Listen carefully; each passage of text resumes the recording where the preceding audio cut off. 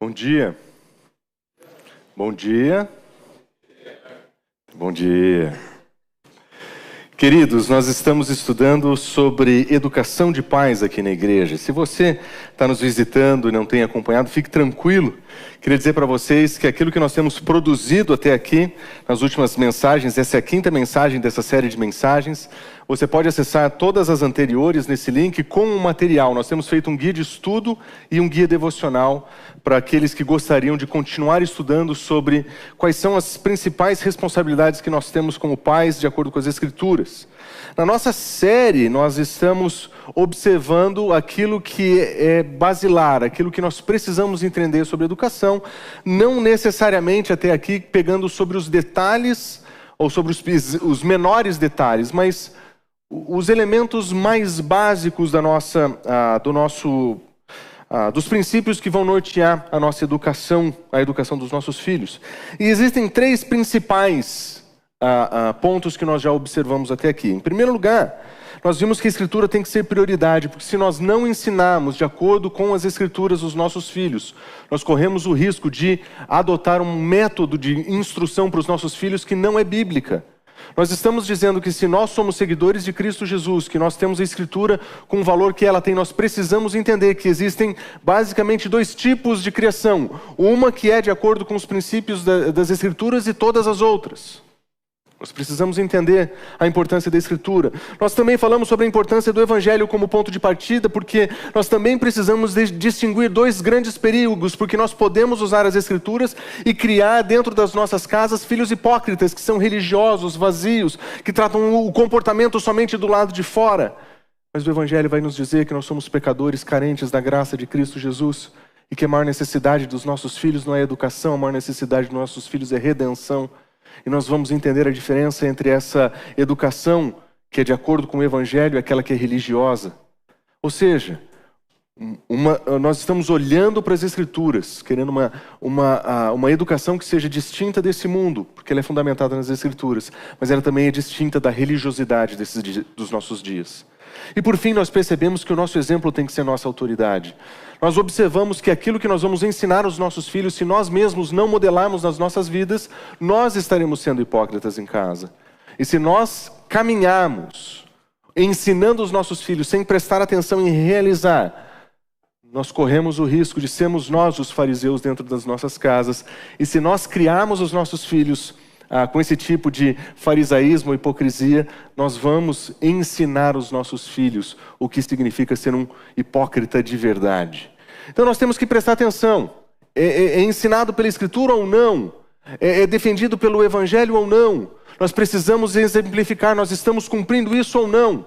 Porque nós entendemos que se nós não incluirmos os nossos filhos na nossa vida cristã, nós corremos o risco de só dizer para eles o que eles deveriam ou poderiam fazer, e nós não vamos ajudá-los a crescer de uma maneira madura no Senhor, para que eles conheçam de fato a verdadeira vida abundante e eterna que Ele nos apresenta em Cristo Jesus. Por isso que nessa manhã eu gostaria de responder mais uma pergunta dessas que muito nos ajudam a pensar. E eu gostaria de responder a pergunta hoje: qual é a nossa principal tarefa? Quando nós falamos sobre pais que levam a sério as Escrituras, que levam a sério o Evangelho, que levam a sério o exemplo, quando nós temos isso firmado já no nosso modelo de educação de filhos, qual é a minha principal tarefa? E para ilustrar isso, eu gostaria de contar uma história para vocês. Uma história que provavelmente nunca aconteceu na sua casa. Você está numa quarta-feira, dia de rodízio. Você teve um monte de reunião chata.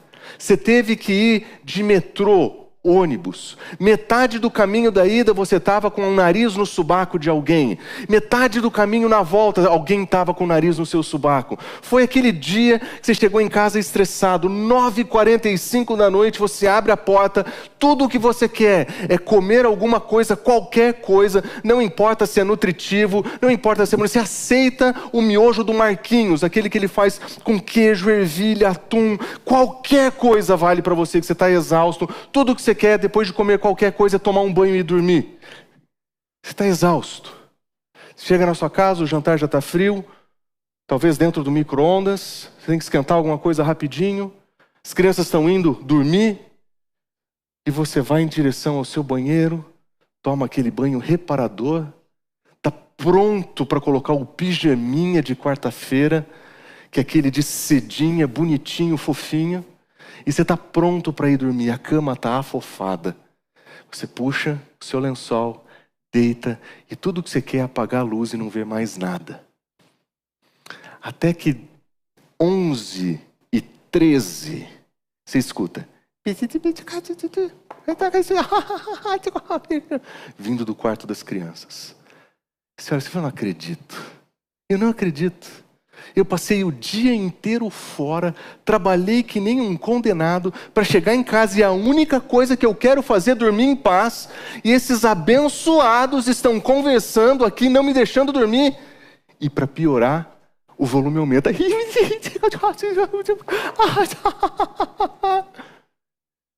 Ódio no coração, aquela mansidão enervando de dentro para fora. Naquele momento você tem a decisão a tomar. Agora é a hora de mostrar para os meus filhos como que essa casa funciona. Você levanta, põe a sua pantufa, aquela pantufa que quando anda faz fuf, fuf, fuf. E você vai em direção para o quarto, abre a porta, o que é que você faz?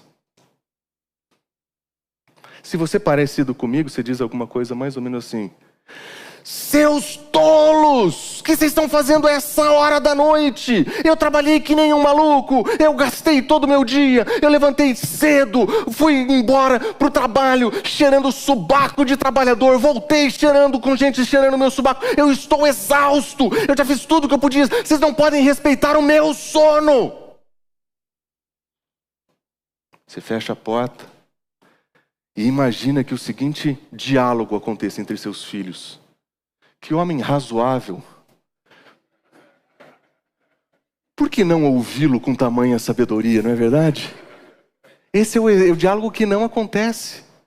Não acontece. Por quê? Porque naquele momento nós tomamos a desobediência dos nossos filhos de uma maneira tão pessoal que nós acreditamos que eles estão trabalhando contra a gente. E nós ficamos ofendidíssimos porque os nossos filhos quebraram a nossa lei. E a nossa lei dizia: não farás barulhos depois das 11 horas da noite. Essa é uma lei, estava escrito em pedra. Era a nossa lei. E a nossa lei foi quebrada. O nosso domínio foi questionado. A nossa soberania dentro de casa foi abalada. E de repente, nós extraímos em ira. Porque quando nós não temos aquilo que é principal tarefa, no principal lugar, nós corremos o risco de transformar as oportunidades que o Senhor nos dá para ministrar nas vidas dos nossos filhos, e nós vamos transformar esses momentos em ira. Sejamos bem honestos. Nós corriqueiramente transformamos em ira, em gritaria, aquela oportunidade que o Senhor nos deu de ministrar no coração dos nossos filhos. Imagine a mesma situação.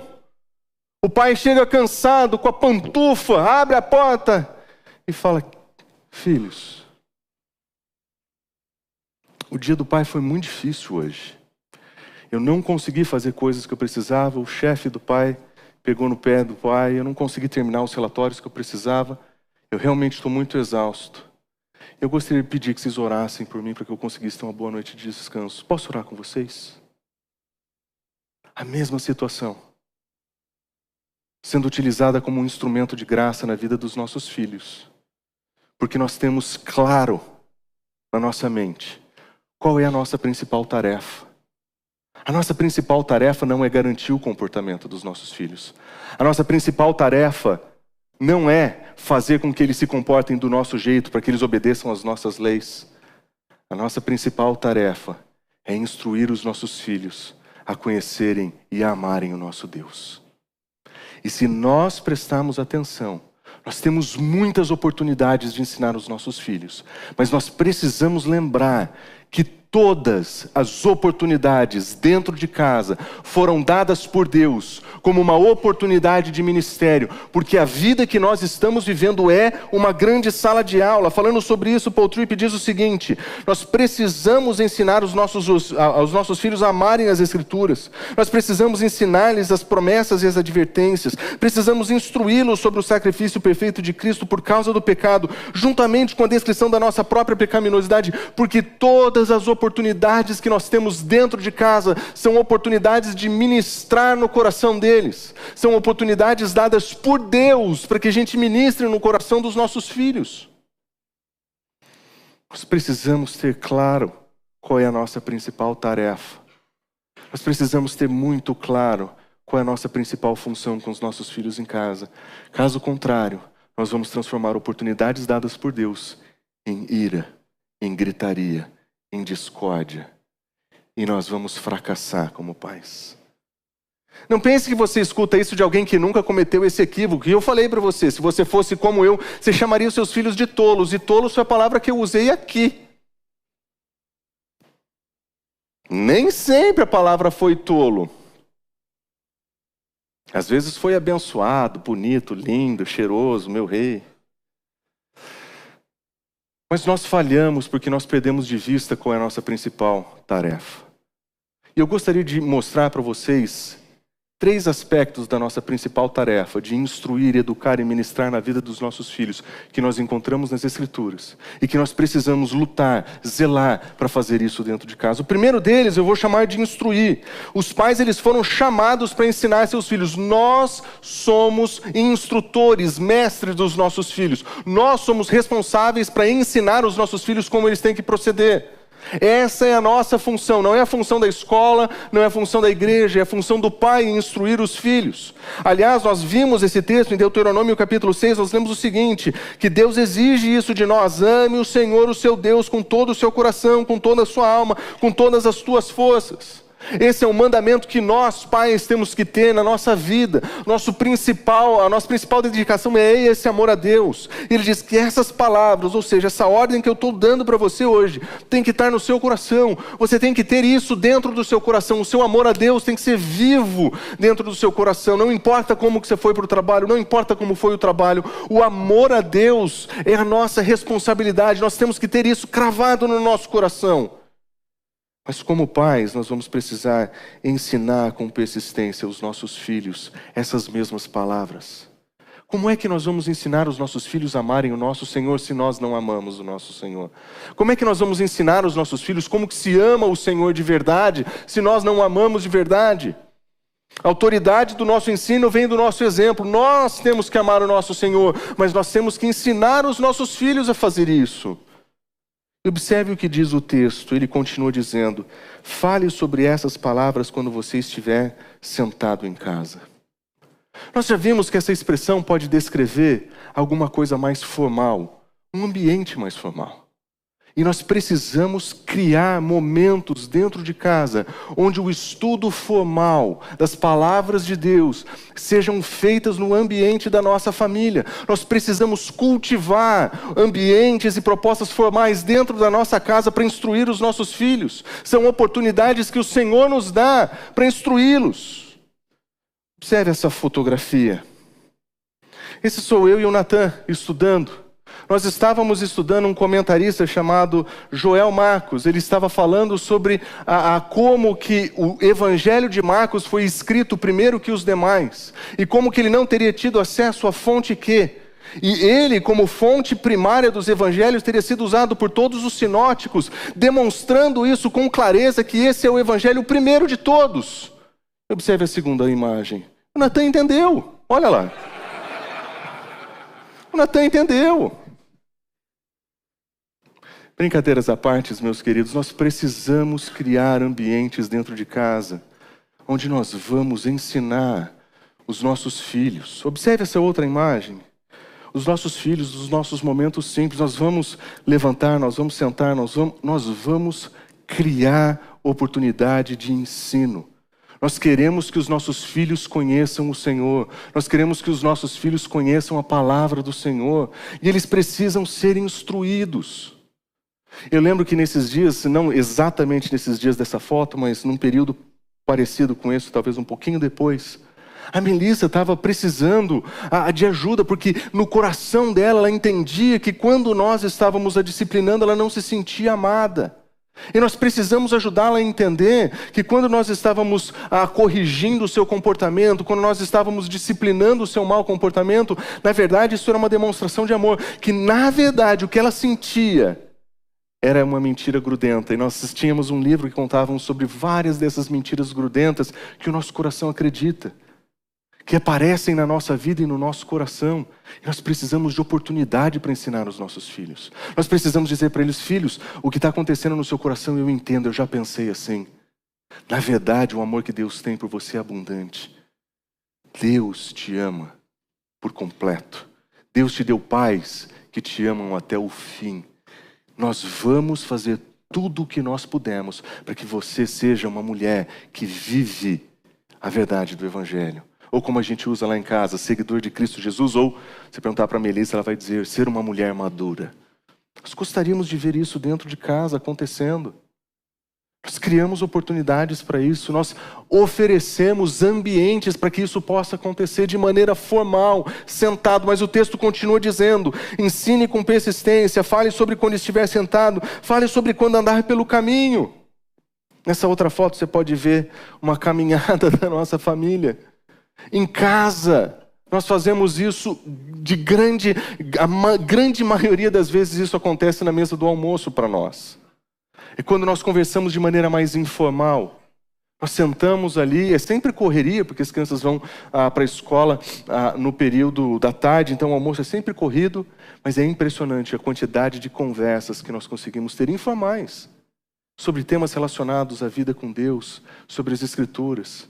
Nós conseguimos falar sobre o Evangelho para eles na conversa, na informalidade. Dentro do carro, toda vez que a gente viaja, a gente tenta criar algum tipo de conversa. Pergunta como eles estão. Toda volta da escola, como foi seu dia? O que você aprendeu de bom hoje? O que Deus tem feito na sua vida? E nós contamos da nossa vida. Por quê? Porque de maneira informal nós queremos que os nossos filhos entendam que eles precisam amar o Senhor como nós amamos o Senhor. Nós queremos de maneira informal que eles entendam a verdade do Evangelho, que eles entendam a sabedoria divina. Nós queremos que eles desfrutem da graça de Deus. E por isso que nós queremos ter aquilo que é mais importante em primeiro lugar. Porque senão nós perdemos todas essas oportunidades. Nós transformamos oportunidades dadas por Deus em momentos de ira. Nós não podemos deixar isso acontecer. Nós precisamos investir intencionalmente nos nossos filhos. De maneira formal, de maneira informal. Mas nós precisamos ensinar, em segundo lugar, eu diria, o Evangelho. Meus irmãos, nós sabemos que os nossos filhos, eles vieram a esse mundo carentes da graça de Deus. Nós sabemos que eles vieram a esse mundo sem conhecimento da verdade.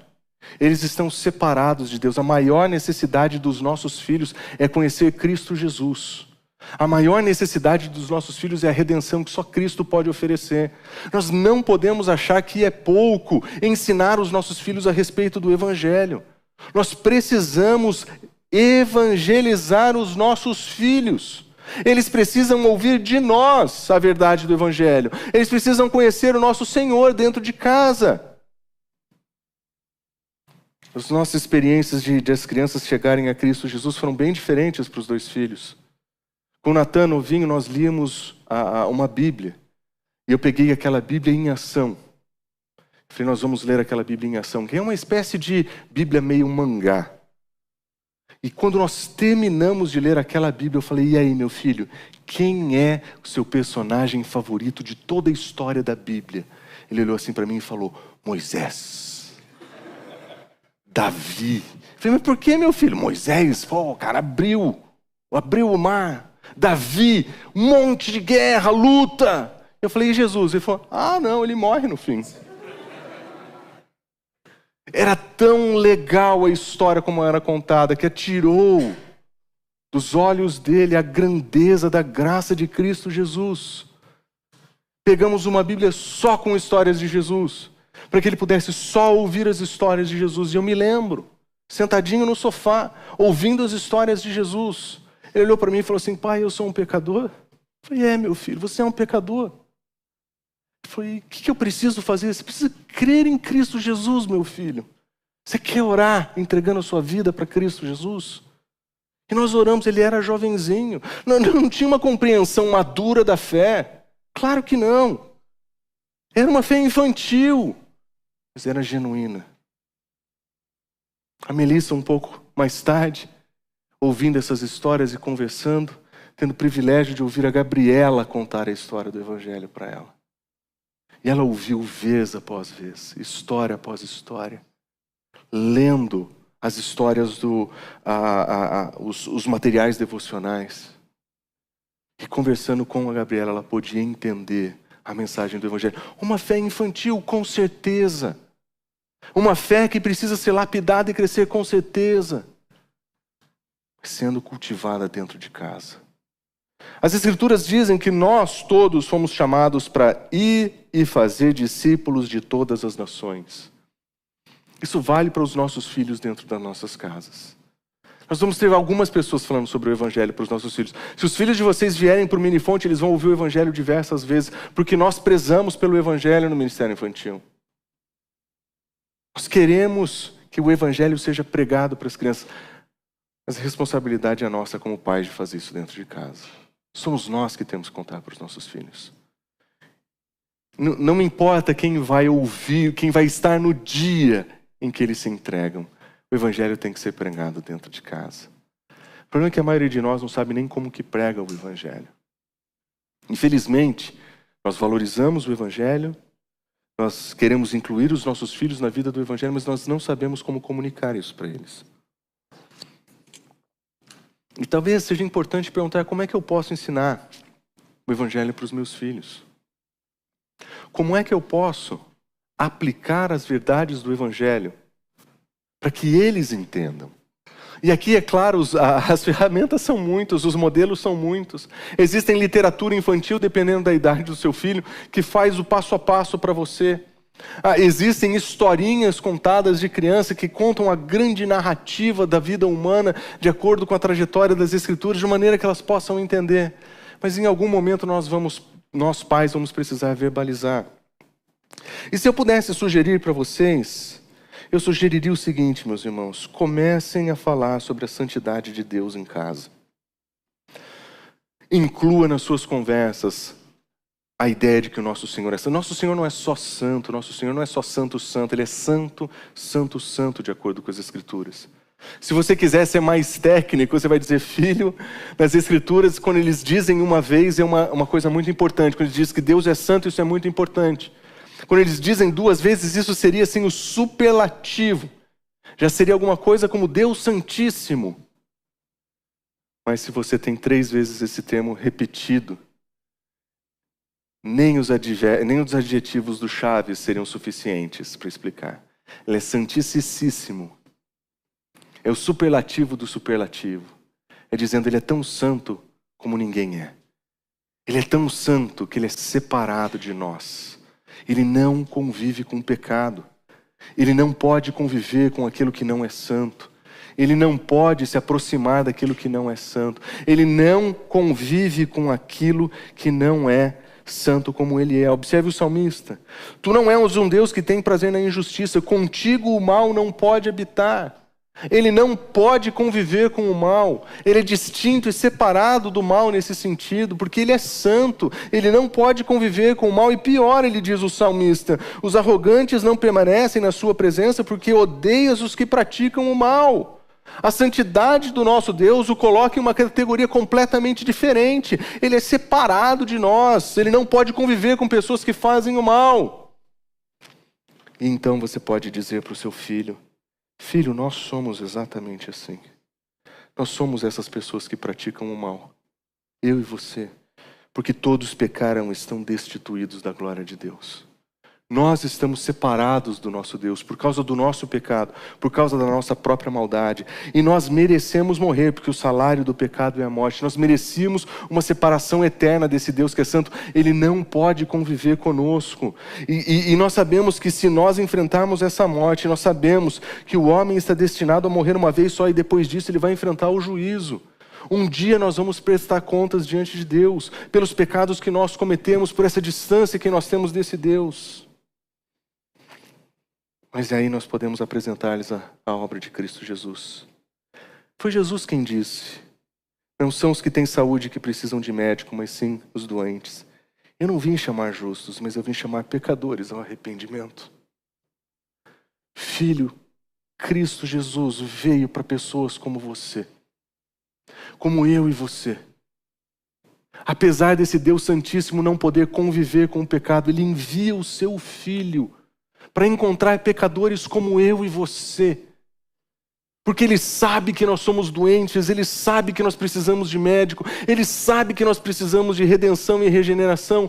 Por isso Ele envia Cristo Jesus.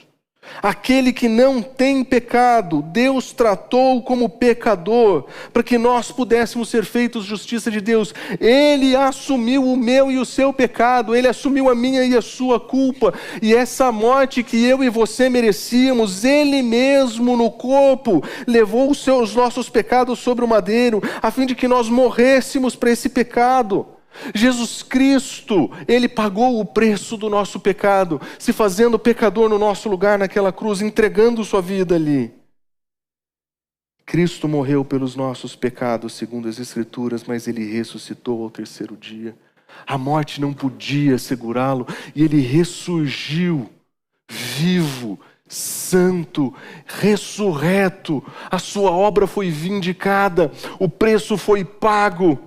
E tudo o que Ele espera de nós, filhos, é que nós nos arrependamos.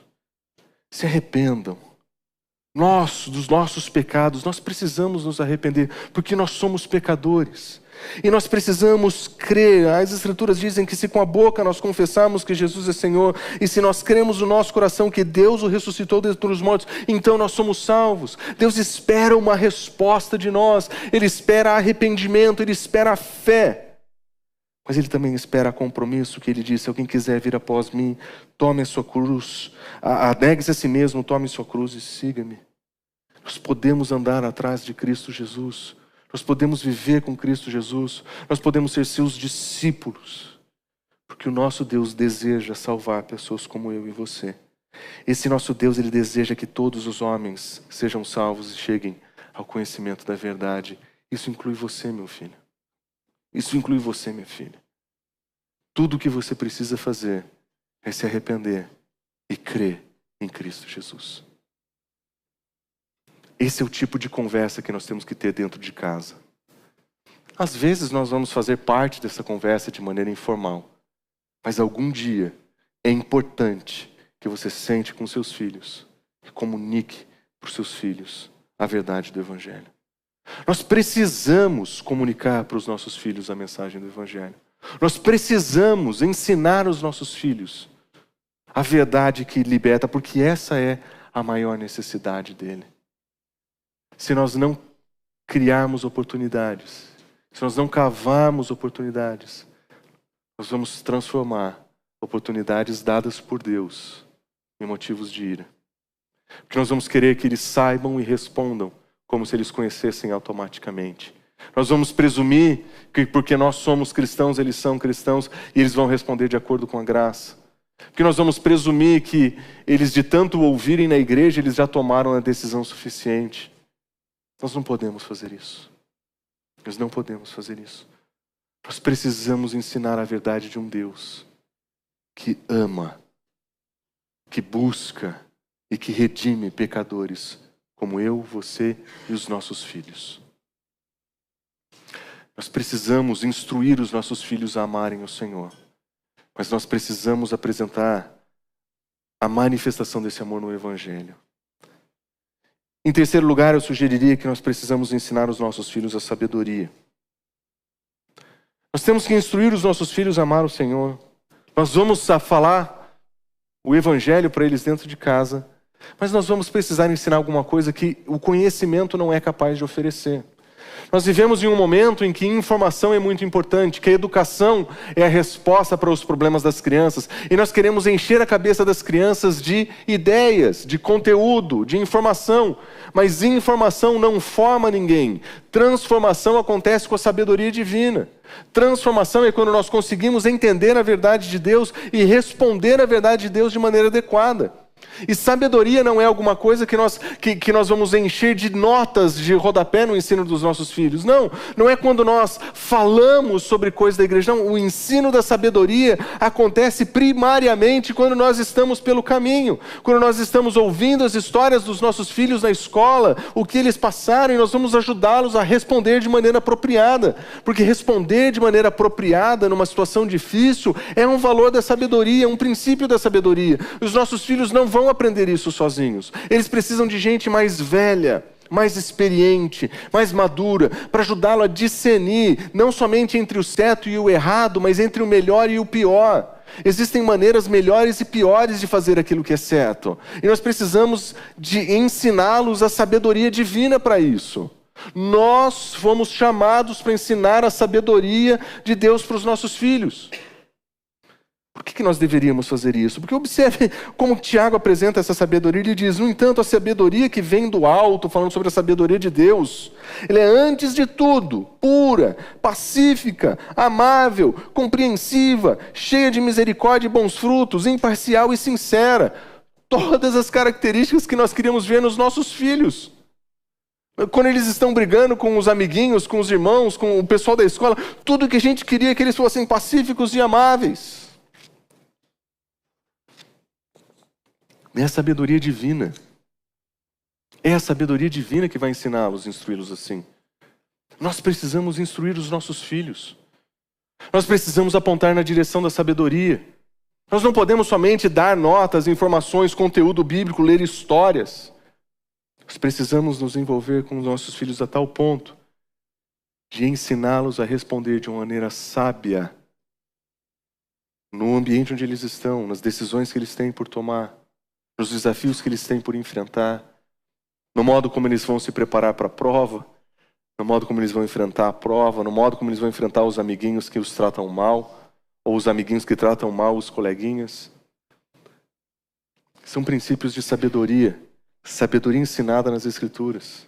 Nós tivemos uma série sobre provérbios. 4 mensagens, e ficou claro que não dá para esgotar provérbios em 4 mensagens. Mas se você voltar para o livro de Provérbios e ler como um pai instrui o seu filho, especialmente os primeiros capítulos, você vai perceber a quantidade de vezes que o livro de Provérbios diz o seguinte: filho meu, escuta, filho meu, não faz isso, filho meu, presta atenção, ouve o conselho da tua mãe, ouve o conselho do teu pai. Todas as vezes que eu recebo pais que estão perdidos sobre o que fazer com seus filhos, eu abro o livro de Provérbios e nós vamos item por item. Filho meu, ouça. Filho meu, escute. Filho meu, lembre-se. Porque os princípios de sabedoria são todos destilados ali, como uma conversa de pai para filho. Nós sabemos que é o nosso Senhor falando com a gente naquele livro.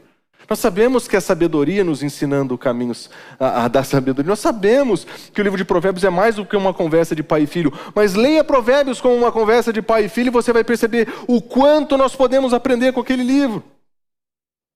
Se eu pudesse ajudá-los a pensar como ensinar a sabedoria, eu diria o seguinte: dá uma passadinha pelo livro de Provérbios. Dá uma lidinha na quantidade de princípios de sabedoria que nós encontramos ali. Nós vamos encontrar logo no início do livro: o temor do Senhor é o princípio da sabedoria.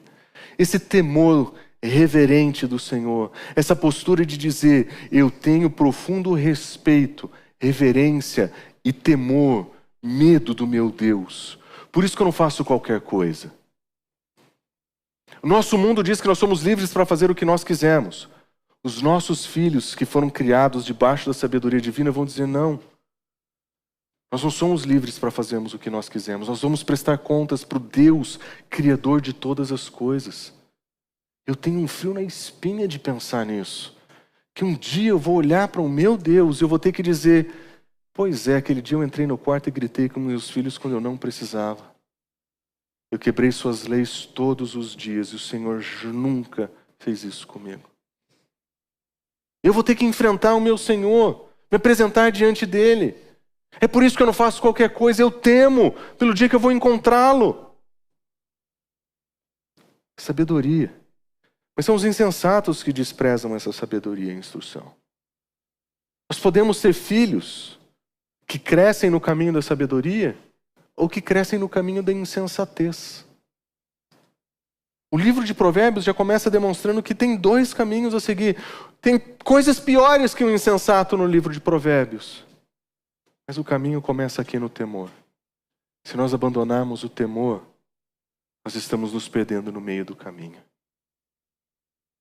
Isso serve para os nossos filhos. Será que nós temos sido bem claros com os nossos filhos a respeito dessa sabedoria? A respeito desse temor? Desse princípio de sabedoria que me diz, eu não posso ter esse comportamento quando eu estou com os meus amigos, mesmo que eles gostem, porque eu estou diante do Senhor, Criador de todas as coisas. Se nós voltarmos para a sabedoria, nós vamos ver que nós precisamos tomar cuidado com o nosso coração. Ele vai dizer, acima de tudo, guarda o seu coração, meu filho. Não deixe que essas coisas tomem espaço na sua vida. Protege o teu coração. Protege o teu coração. Mencionei para vocês uma história da Melissa em que o coraçãozinho dela estava inclinado a acreditar em mentiras grudentas. E os nossos filhos têm isso. Eles são inclinados a crer em coisas que não são verdade. Nós precisamos ajudá-los a distinguir. Eu lembro a primeira vez que nós recebemos na nossa casa os amiguinhos do Natan e da Melissa que estavam brincando lá embaixo. E junto com os amiguinhos chegou uma menina. Muito bonita. O Natan olhava assim para ela. E ele é CDF. Adora fazer ir para a escola, estudar. Mas naquele dia, quando a gente perguntou para ela qual era o sonho dela, ela falou, eu gostaria de ser frentista, porque eu odeio estudar. O Natan respondeu assim, eu também.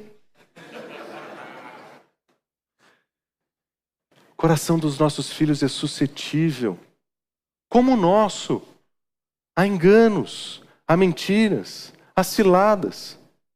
Nós somos assim. Nós todos somos assim. E nós precisamos ensinar os nossos filhos a terem sabedoria. Porque se eles não guardarem o coração deles, eles vão entregar a sua vida na mão de pessoas que vão usá-los, na mão de pessoas que vão abusá-los, pisar em cima deles. Eles vão acreditar em mentiras que vão destruir o seu coração.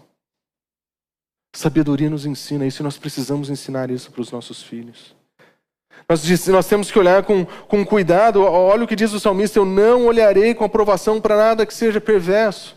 Não importa se os meus amigos estão curtindo esses equívocos, essas coisas erradas. Eu não vou ter prazer nessas coisas. Eu preciso guardar o meu coração disso. Não importa o que eles estão assistindo no celular. Eu não quero me comprometer com esse tipo de maldade. Filhos, prestem atenção. Esse mundo está cheio de, como disse o Eduardo hoje na escola bíblica, está cheio de embalagens brilhantes. Mas o conteúdo do presente é sempre devastador. Guarde o seu coração, pois é dele que iniciam a origem da vida. Guarde o coração. Não se permita ouvir os enganos e engodos desse mundo. Se eu pudesse ensinar algo para os meus filhos, eu diria, filhos, obedeçam seus pais. Olha só o que Provérbios diz, ouçam meus filhos, a instrução de um pai, estejam atentos e obterão discernimento. O ensino que ofereço a vocês é bom, por isso não abandonem a minha instrução. Essa instrução que nós fazemos ao caminho do dia a dia, que tem a ver com comportamento, que tem a ver com o modo de vida, presta atenção, meu filho. Eu já vivi essas coisas, eu errei essas coisas, escuta o que eu tenho para te dizer.